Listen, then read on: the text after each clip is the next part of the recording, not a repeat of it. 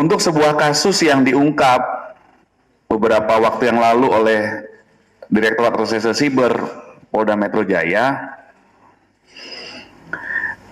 ini dari satu korban saja kerugiannya mencapai 3 miliar 50 juta rupiah.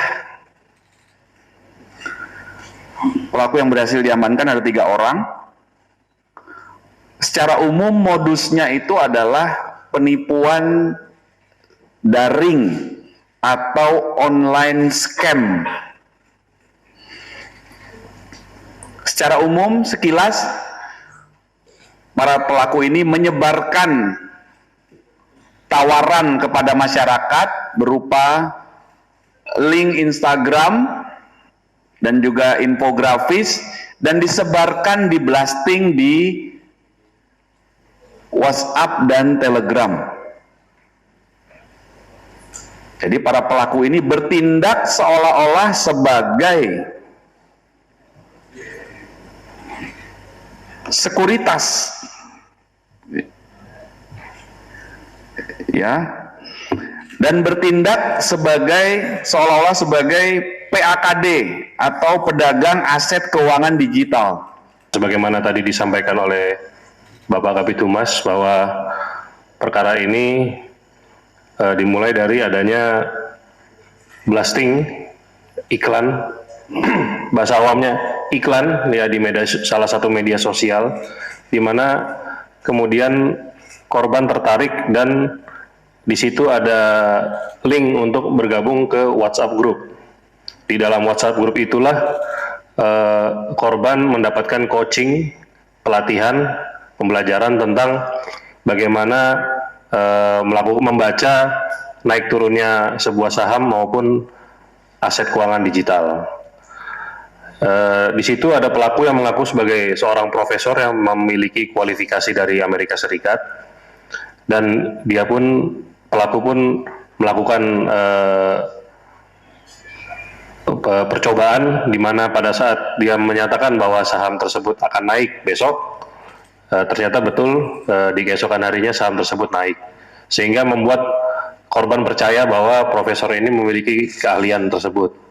Kemudian profesor ini juga menyatakan bahwa di bulan Juni akan pasar saham akan mengalami keruntuhan, sehingga disarankan untuk segera mengalihkan investasi kepada aset keuangan digital, atau mungkin yang lebih umum dikenal sebagai kripto, ya, aset kripto. Sehingga itu membuat korban percaya dan melakukan investasi dengan total sebanyak 3 miliar 50 juta rupiah. Semua uang korban tersebut ditransfer ke rekening atas nama perusahaan, ya, di berbagai bank. Salah satunya adalah perusahaan PT Global Organic Farm dan PT Jongo Karya Abadi.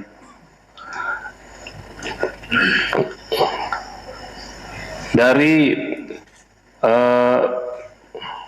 PT-PT ini sebetulnya bisa dicek, ya, tidak ada hubungannya dengan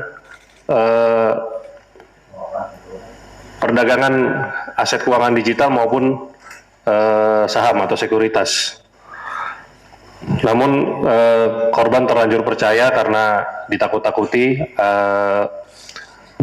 pasar saham akan runtuh tersebut. Kemudian dari kejadian tersebut, kemudian korban membuat laporan polisi, sehingga kami melakukan penyidikan dan pencarian terhadap para pelaku dari jejak-jejak digital dan bukti-bukti yang ditinggalkan, sehingga kami dapat berhasil menangkap 3 orang tersangka yang tadi ditampilkan. 3 orang tersangka ini berperan sebagai orang yang mencari nomini, ya. Nomini itu adalah orang-orang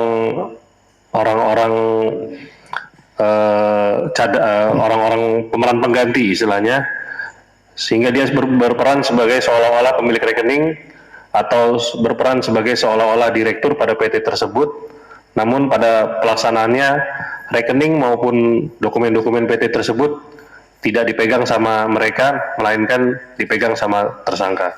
Jadi 3 orang ini ada di klaster pertama, ya, klaster di Indonesia yang bertugas mencari sebanyak-banyaknya saksi-saksi atau masyarakat yang mau memberikan identitasnya untuk melakukan pembuatan rekening, pembuatan perusahaan maupun pembuatan akun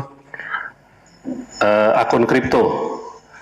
Nah, ini semua rekening perusahaan maupun akun kripto ini akan dibawa ke Malaysia untuk dilakukan jual beli yang akan dipakai untuk pelaku penipuannya langsung. Jadi ketiga tersangka ini berperan di klaster pertama.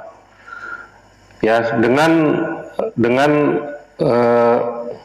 harga per rekeningnya adalah 5 juta rupiah dan harga per perusahaan adalah 30 juta rupiah.